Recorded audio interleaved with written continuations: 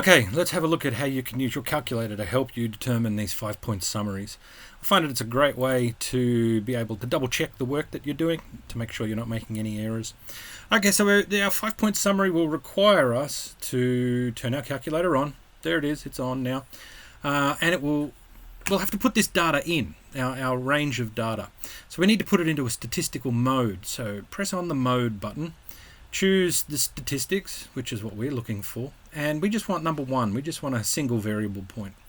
Okay, so here is our table that we can put our information in. I'm just going to type it in on the computer because I'm using an emulator and it's a bit quicker.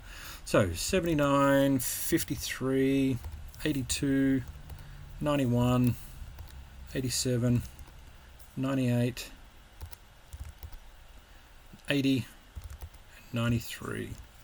There's my 8 lines of data. Once that's in, I can press my AC button. Don't press the on again or you'll clear it all. I need to press Shift, number 1.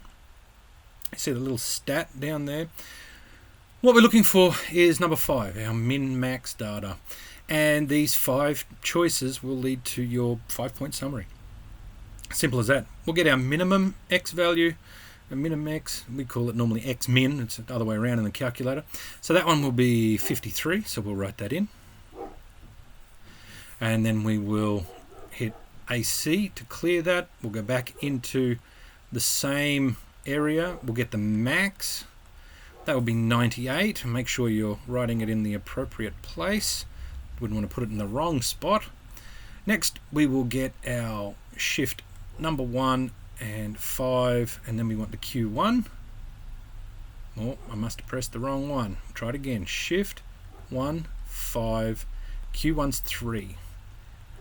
Okay, so we've got our 79.5. Then we'll clear that and we'll go Shift 1, 5, and then we want our median and number 4 value here. 84.5.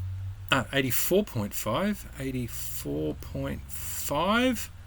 Okay, and our final one, Shift 1, 5, and we are after our Q3, and we will hit equals, and it tells us that our number is 92. Now, all of this data I could have worked out by hand, and probably did, but it's great to know that you can do this on your calculator and double check your working so that you can make sure that you're not making any errors, because we don't want to do that.